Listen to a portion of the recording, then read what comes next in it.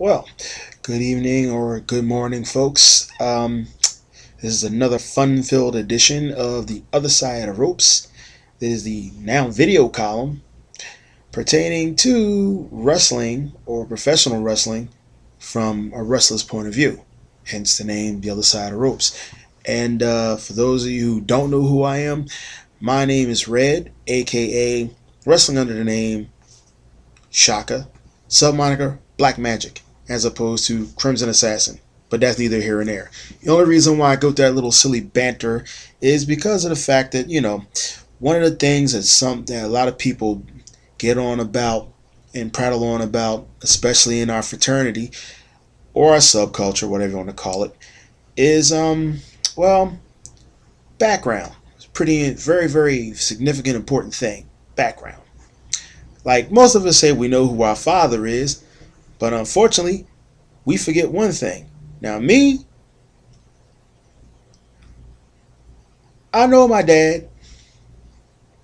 I'm not talking about my biological father. I'm talking about in terms of this sport. You have professional wrestling. Well, I can't call it a sport anymore considering it's been delegated now. It's been really just reverted now to a subculture. Um, but I'm more concerned with my grandfather, so to speak. And when I say that, and I brought this up before, about a couple months ago. And yeah, if you notice, the angle in this thing's a bit weird. Yeah, I know. My webcam was a bit off considering it was on mirror image and I had to finally fix it. I'm still adjusting to it. But now you can see what it was I was holding up. This book right here. Say Uncle. I got this right off of, I believe it was Eric Paulson's. And he's in this too. You see Catches Catch Ran Wrestling. Now, if you go further down, you can see the roots of. You want to call it that? Most people know it as mixed martial arts, MMA, ultimate fighting. Then, yep, pro wrestling and modern grappling. Whoa, wait a minute. What's that last one? Modern grappling? What the heck is that? Well, for the people who not too sure what modern grappling is, well, all right.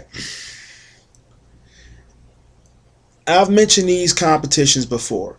Anyone who's in the know, they have competitions like, you got Grappler's Quest, you've got the Nagas, that's short for North American Grappling Association. You've got the Mundials, and that's down in Brazil, whatever. You got the Pan Ams. A lot of your top-notch guys. Oh, and of course, you've got the ADCC. And for those who don't know who that is, the Abu Dhabi, not Abu Ghraib, big difference, Abu Dhabi Combat Club or Catch Club. And believe it or not, if anybody's ever heard of, now I'm pretty sure they have, 10th Planet Jiu-Jitsu or Eddie Bravo. Eddie Bravo is the founder of that. And how he made his claim to fame was he actually tapped out Royler Gracie in one of the Abu Dhabis. That's how he got his claim to fame. And the biggest dispute there was his system of jiu-jitsu was very, very, very unique because it was very flexible and it involved no gi. And that pissed off a lot of purists, including the Gracie family. Why? Because these were the guys who pioneered Brazilian jiu-jitsu, and they did it with a gi. The argument was, how do you have jiu-jitsu without a gi? You don't do it. So you got a guy like Eddie Bravo, kind of broke the status quo. Don't get me wrong. He learned the traditional classical way. Believe it or not. He learned because his master was Jean-Jacques Machado. And the weird thing about that is, if anyone knows about Master Machado, he has a disabled arm, but that never stopped him from getting a black belt. Stuff like that. Kind of go against the norm. Now, my whole thing is, one of my foundations of close quarter combat discipline or grappling discipline was primarily catch as catch can. And believe it or not, you have a couple of different styles of that one. And the one that made it to the wrestling ring through the ranks of the Carnies and so on and so forth was Lancashire style. There's the Cornwall style, but the Cornwall Devonshire style, and they kind of like involve wearing jackets. Kind of like if you think of watching like the Sambo competitions, they're wearing the kurtkas. That's what they call their tops. Well, that was Cornwall's and Cornwall and Devonshire style. They had jackets you can use the sleeve, the collar, lapel, kind of like judo. Well, Lancashire, rough and tumble, the coal miners did that, and that's how they did the competition. Because they, after work, they'll turn around, they'll wrestle, and they'll wrestle for money. That's how competitive wrestling came about. Whole bit to that. And this is before the carnies even came about. And if you want to talk about the carnies, the best shooters and hookers in the world in the carnies, Frank Gotch, George Hackenschmidt, Ed Strangler Lewis, even the original Strangler Lewis. These guys, if MMA ever came about 100 years ago, somewhere around that time, I can tell you right now, those guys would be at the top of the pile. Okay? Not boxers per se. And they had boxers versus wrestlers. In fact, it wasn't Ali versus Inoki, no. Actually, one of the first competitions between boxer and wrestler was John L. Sullivan. John L. didn't do so great. Just saying. John L. didn't do so great. As a matter of fact, the last one we had, and I'm not counting WWE, not by a long shot, it was in the UFC actually. It was Randy Couture and it was James Toney. James Toney kind of like to make this thing like, oh, it's a street fight. Next thing you know, you see him getting choked out and ham and arm. I mean, our rules. Pinfall submission. Now think about it, guys. If you ever watch high school or collegiate, any type of scholastic wrestling, high school is folk style. Okay, even if you got Division I wrestling, these are just takedowns. You know what I mean? It's good to know. Good to know. But I mean, it's funny to think because people talk about how much wrestling you really don't see anymore. You're right. Not even on television. I mean, in the independents, maybe. But let me ask you this. You can talk about how if you know the difference between a headlock and a wrist lock. But let me ask you this. Bonus points, guys. What's the difference between a gable grip and an S hook? And if you can really get to this one, what's a key lock? I'm pretty sure there's a bunch of you guys that know what that is. I'm just saying. And if you're really good, anybody know what a Granby roll is? Just asking. I'm just asking. Now, I mean, this one's kind of short in terms of the subject matter. I'm going to keep it brief anyway. I mean, I can stretch it out if I want to, but, well, if you guys were like I am, it's been a very fast Labor Day weekend. And for those of you who forgot, I mean, there's a lot of cuts I was out there. My niece is one of them. Some of y'all had to work, and this is a work night even for me. Now, I'm usually getting in around this time anyway. I'm used to it. But I'm going to close out on a note. One of the things I'm going to start off with is I wanted to dedicate this special edition with a heavy heart because we recently lost another institution in professional wrestling by the name of Billy Potshock Kunkel. He was a close friend to a couple of good friends of mine, one being Karen Belcher, another one Petey Staniforth over in England. Did a lot of wrestling characters of a lot of the top names, and he suddenly passed a couple of days ago at the age of 60. I can relate to that loss, and thoughts and prayers go out to the family. I can relate once again because it'll be a year Friday. I actually lost my own father, and he was 61. So I'll dedicate this one to Potshot and Pop. Hope you're keeping everybody company up there. I'm pretty sure you are because nobody got haunted yet. But on that note, special shout out to Rebecca Payne. She just recently retired. So hopefully she's going hopefully wherever her path is from there. Hopefully it doesn't stray too far from wrestling, whatever she does. Let's just keep her mad love, Payne, big time.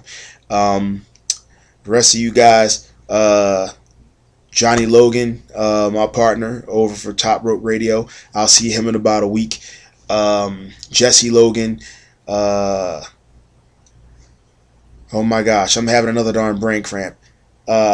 Southern Grizzly, Jackson Daniels. Collectively, these four guys are known to 38 proof. You got E.L. Stanley down in Maryland. You got D-Line down in D.C. Massive Mike, big ups. Master of the 2 count, Chuck the Ref, and partners in crime. That's my those are some of my frats from the former Maximum Championship Wrestling. Let's see, my older frats, Flex Wheeler, Ravage, Slayer, over the Philly contingent. You got the 215 Empire, of course, the big last emperor himself, Mac Daddy Ron Starr, Taihi, Mr. Pretty Boy Neil, as known as Tyreno, the king of the cruiserweights, one of Philly's finest, Mr. Blackie, and of course the Empress, Simply Divine, out doing their thing in their latest edition from the 212 section of the Empire, and just winning, just fresh off his first, off another win, and just bringing in some gold from the NMG. That's November Mike Gulf, Sky Limits champion. My little brother Xavier Fate, big ups to you. Junior White up in upstate New York. What's up? You got oh boy, here we go again. You got the whole crew of the DWF, Devastation University, Doc. They're about to have a big thing another week, the following week. Big ups to you guys. Going across the pond, got my boys over in the UK, the Untouchables. In other words, my singing dads. I'm a little off, so bear with me, guys. I'm a bit hoarse. I'm talking about none other than the new father, upcoming father-to-be, Mr. Teetotal, Tommy Stevens, and of course, Mr. PT Player himself, the head of the Power Trip Wrestling Office, PD Staniforth, the Kings of Controversy in UK themselves, Drewy and Woo. You got Stephanie the Milkshake, and hello, Trico. That's coming from Doug. They told me to say that himself. He's probably somewhere up in the cut somewhere. He always sneaks up in on me. For the rest of the guys in the Rough and Ready gym over there, big ups to you guys, as in Miss Vicky, and of course Mr. Jim.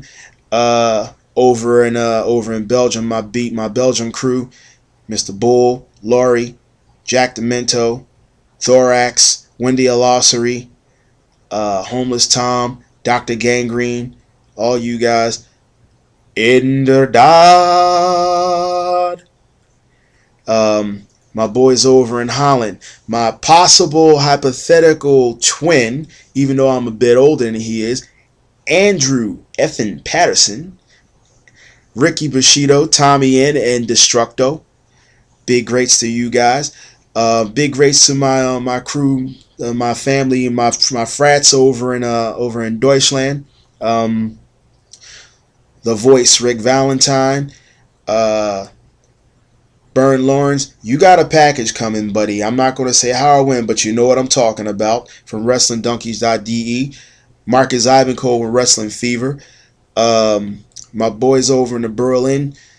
You got Susie, Monique, from the House of Jacks. Big ups, bro. Craig BC, Crazy Johnny Tiger, from Top Catch Wrestling. Andrea Bomich. In other words, Zoom Zoom. I can't call it the other one, so I'm gonna let Rick cover that one. Kathy, Savannah, the two Susies. I swear I keep forgetting everybody. Forgive me, guys. Machine from DWA. My boy Kim Mahler. Big ups to all my frat brothers, all the ones I can't mention right off the top of my head because I don't trust my memory at 2 o'clock in the morning. Big ups to my frat brothers over in Deutschland, Holland, and Belgium, the ones that I missed. The rest of you guys, I will catch you on the flip side. And of course, last one, I'm going to close out on this bit. Don't forget, 9/11 is coming up at the end of the week. And, you know, for those of you who lost family and friends over in the towers on that fateful day 10 years ago, no, we'll never forget.